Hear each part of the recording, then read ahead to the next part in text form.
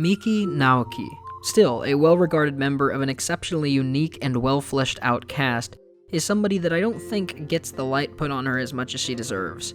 I think to the average viewer, she tends to blend in more than the other characters in the show, and I actually think that was done intentionally. She is softer spoken and is by nature more timid, but she is not a passive character, and her story, it seems, is the establishment of a person tied to ideals that she herself is too weak to sometimes stand up for.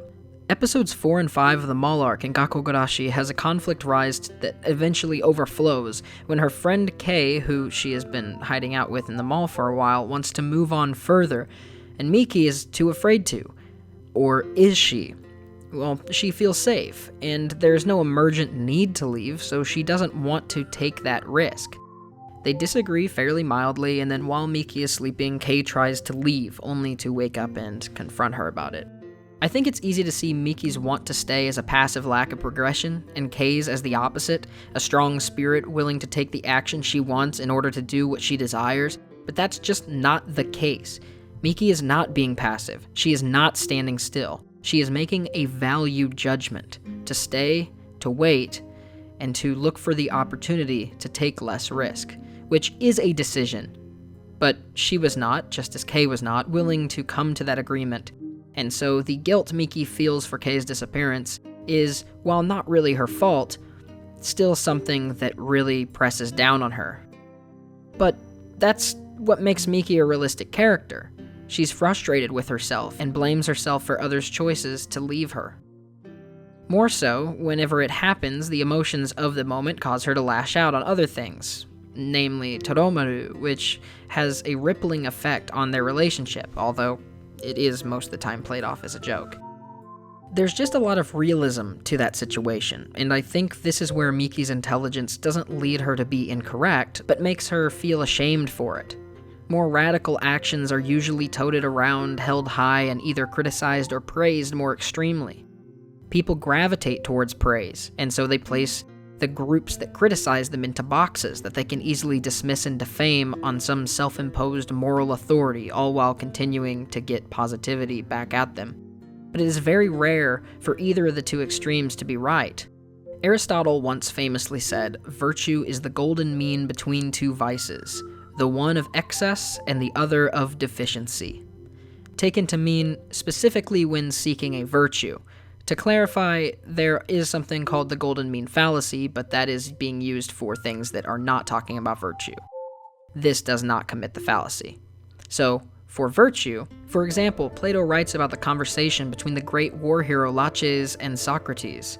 And in that conversation, Socrates questions Laches and asks him what it takes to have courage, to define it. Laches initially states that courage is not leaving your post, but that solution is very, very specific, and so Socrates asks for a more general, universal use of the word. So, while searching for a broader solution, Socrates proposes the idea of standing. For better visualization, two people are about to begin a battle. One is well-prepared, has well-prepared colleagues, and a field advantage. The other has none of those things. The Aristotelian proposal is the golden mean of virtue, that neither side displays the courage for fight, even if they do the fight. The well-prepared side will almost certainly win with ease, while the unprepared faces almost certain death. The one is just rationality. It is of little risk, therefore requires little fight within oneself, and the man at the bottom faces almost certain death, and so you could just get the phrase, pretty commonly, there's a difference between courage and stupidity. So then a virtue of courage is a person with good chance of loss and good chance of victory, someone who has a lot to lose but has more to win, normally in internal values. Miki is virtuous. She does not ascribe to either radical. She does not want to stay forever, but to stay put until there's a more reasonable time to leave. She values her friend Kei above all else, and is willing to do what she can most reasonably to preserve what time they have together while they're alive, and yet she still loses Kei. Miki is intelligent and virtuous, at least by the Aristotelian standards, but then she still is human. She gets frustrated because she faces something I personally resonate with really well. That which even when you seem to be doing everything right, wrong things will happen to you. When you are trying your best and keep getting back up, that there are people to kick you and have you roll down the hill. It's unfair, and sometimes you rise to the strength and defeat those who kick you, but sometimes the blows that are given are from more abstract things that are hard to understand, let alone defeat, and it can sometimes give you into this sort of helpless thought. Things like terminal illness that crop out without warning and reason and only destroy. Things like natural disasters, but then also sometimes actions.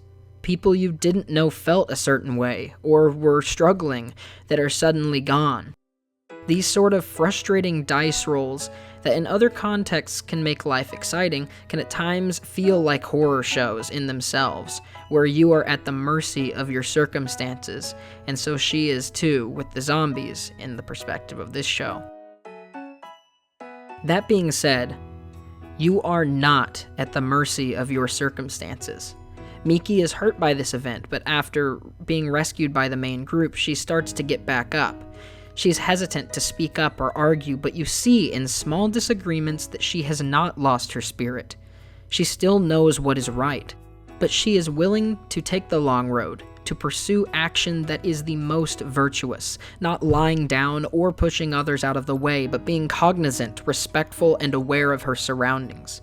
She doesn't just watch, she observes. And although, like most people, she may have moments where fear seeps in, she is able to button up her shirt and face the next day with agency and pride. That she is herself.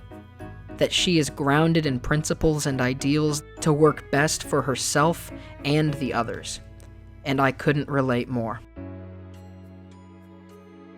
I hope you all enjoyed this video. I'm not sure how many of you have seen Gakkou Gurashi, but if you have, if you like the show, I really suggest that you check out my friend Urban the Myth's channel. He's working on this big 30-minute crazy, insane, like, magnum opus of Gakkou Gurashi analysis. And so if you like the show and if you're interested in like high editing and detail, then you'll definitely like that. It probably won't be out by the time this video is out, but just be on the lookout for it. And I'll see you again next week.